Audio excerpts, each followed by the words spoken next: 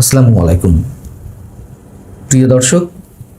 লক্ষণ ভালো নয়, কখন কোত্থেকে কি ঘটে যায় কিছুই বলা যায় না। আর এই যে প্রথমেই লক্ষণ ভালো নয় শব্দগুলো ব্যবহার করলাম, তারও বিশেষ একটি কারণ রয়েছে, আমি সেই বিষয়ে পরে আসছি।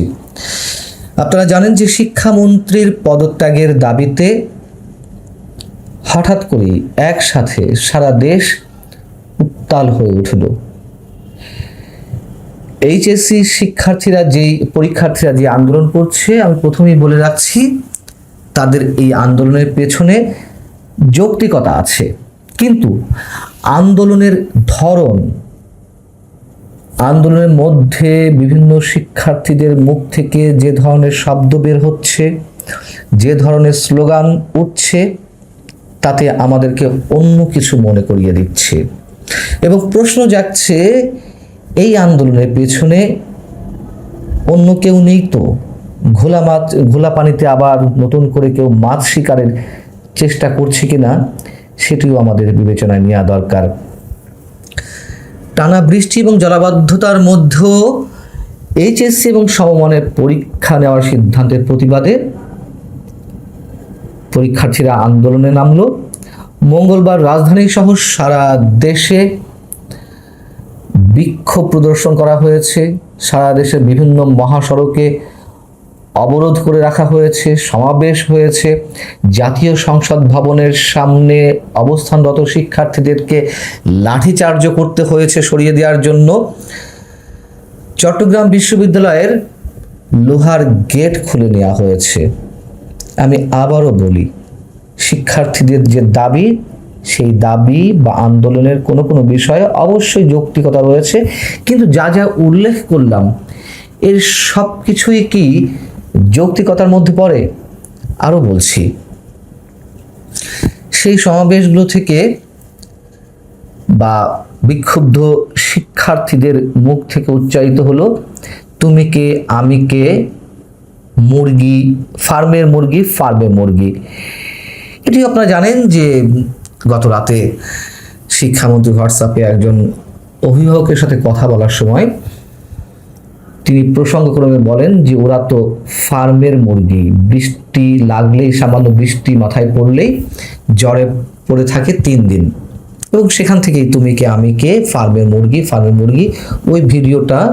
ওই কথোপকথনের ভিডিওটা ভাইরাল হয়ে যাওয়াতে এই স্লোগানগুলো উচ্চারণ করে। তাতেও সমস্যা নেই। এবং সেখান থেকে আরও স্লোগান উঠল, দফা 1 দাবি 1, শিক্ষামন্ত্রীর পদত্যাগ, আপোষ না সংগ্রাম। এই যে নানান ধরনের স্লোগান, তুমি কে আমি কে, রাজাকার, আরও যেসব স্লোগান উচ্চারণ করেছে, এইগুলোর সঙ্গে আমরা পুরনো অনেক কিছু মিল খুঁজে পাচ্ছি এবং ভয়টা সেখানেই। 24-এর কোটা বিরোধী আন্দোলন থেকেও এ ধরনের অনেক স্লোগান উচ্চারিত হয়েছিল, মুক্তিযুদ্ধের স্লোগান উচ্চারণ করা হয়েছিল, বঙ্গবন্ধুর নামে স্লোগান দেওয়া হয়েছিল। এবং এই যে আন্দোলনটি শিক্ষামন্ত্রীর পদত্যাগের দাবিতে, সেই আন্দোলন থেকেও জয় বাংলা, জয় বঙ্গবন্ধু স্লোগান দেওয়া হচ্ছে।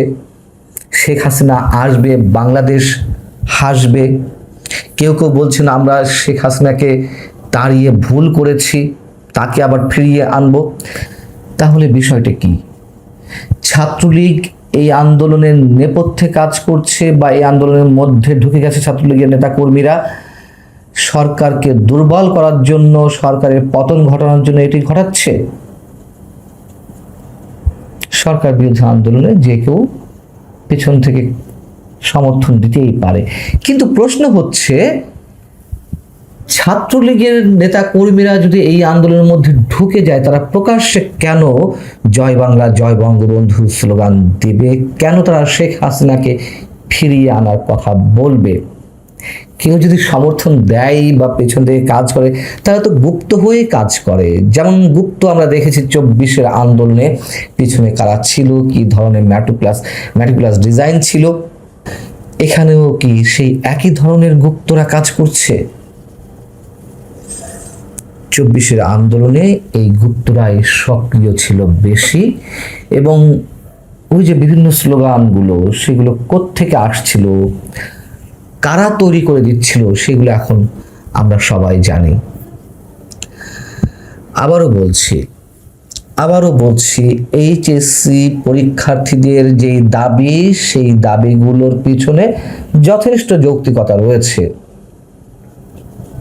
তবে আন্দোলনের ধরনটা আমার কাছে অস্বাভাবিক মনে হচ্ছে।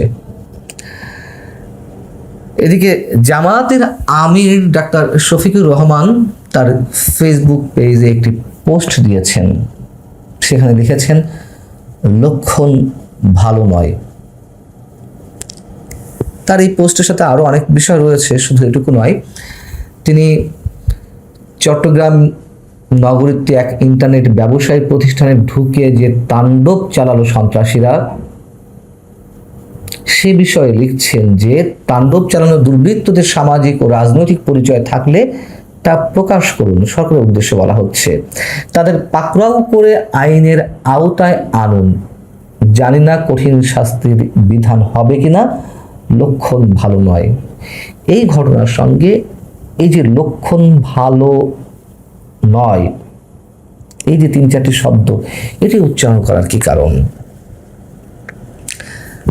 হ্যাঁ, অবশ্যই সারা দেশে চাঁদাবাজি চলছে, দেদারসে এখনো সন্ত্রাসী কর্মকাণ্ড চলছে, সেদিক থেকে বিষয়গুলো ভালো বার্তা দিচ্ছে না।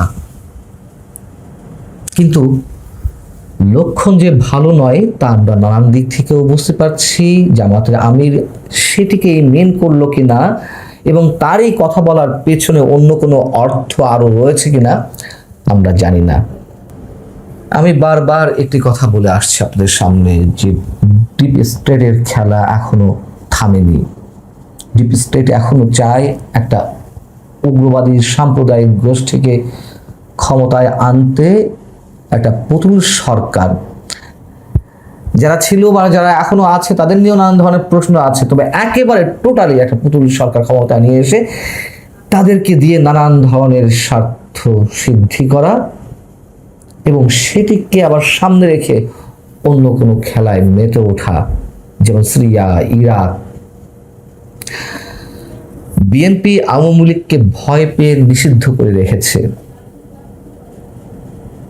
এর মাঝখান দিয়ে বিশেষ একটি রাজনৈতিক শক্তি আরো শক্তিশালী হয়ে উঠছে। বিএনপি মনে করছে যে একসাথে মিলেমিশে তারা সরকার চালাবে। বিএনপি বুঝতে পারছে না তারা নিজেরাই নিজেদের পায়ে কিভাবে কুড়াল মারছে। ভালো থাকুন সবাই, আল্লাহ হাফেজ।